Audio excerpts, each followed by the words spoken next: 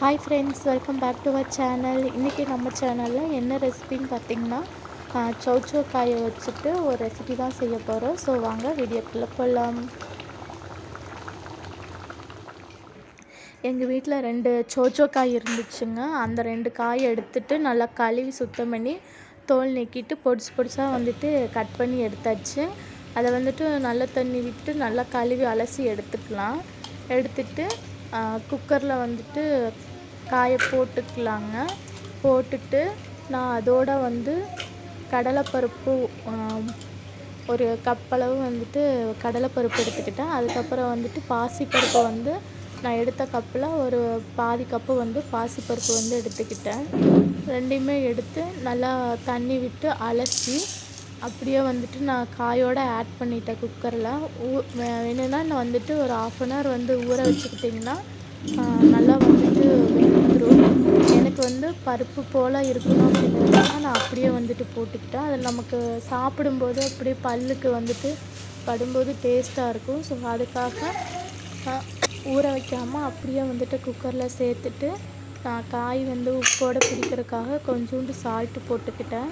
அதுக்கப்புறம் பார்த்திங்கன்னா குக்கரில் நான் இது போட மறந்துட்டேன், பூண்டு போட மறந்துட்டேன். மஞ்சத்தூளும் பூண்டு அதையும் போட்டு நல்லா க்ளோஸ் பண்ணி வச்சுட்டு அதுக்கப்புறம் ஒரு தேங்காய் பேஸ்ட் அரைச்சி எடுத்துக்கலாம். தேங்காய், காரத்துக்கு பச்சை மிளகாய், சீரகம் ஒரு 1/2 ஸ்பூன் போட்டு நல்லா பேஸ்ட்டை அரைச்சி எடுத்துகிட்டு அதுக்கப்புறம் ஒரு கடாயில் வச்சு அதில் ஆயில் ஒரு 2-3 விட்டு கடுகு போட்டுட்டு நல்லா ஒரு வெங்காயம், ஒரு தக்காளி, ஒரு கொத்து கருவேப்பிலையும் போட்டு நல்லா வதக்கிக்கலாங்க. தக்காளி நல்லா வளையாக வதக்கிக்கலாம். அதுக்கு கொஞ்சோண்டு சால்ட்டு போட்டு நல்லா வதங்கிடு. தக்காளியும் நல்லா வதங்கினதுமே ஸ்டீமெல்லாம் போனதுமே நம்ம குக்கரை ஓப்பன் பண்ணி வேக வச்சா அந்த பருப்பு, காய் இது எல்லாத்தையும் அதோடு சேர்த்து ஒரு கொதி வரவும் நம்ம அரைச்சி விட்ட தேங்காய் பேஸ்ட்டையும் அதோடு சேர்த்திக்கலாம். வேறு எதுவும் தண்ணி மிக்ஸ் பண்ண வேண்டியதில்லை, அதுவே போதுமானது தான். அதை மிக்ஸ் பண்ணி ஒரு 3 to 5 மினிட்ஸ் நல்லா கொதிக்க விட்டுட்டு க்ளோஸ் பண்ணி வச்சிடலாம்.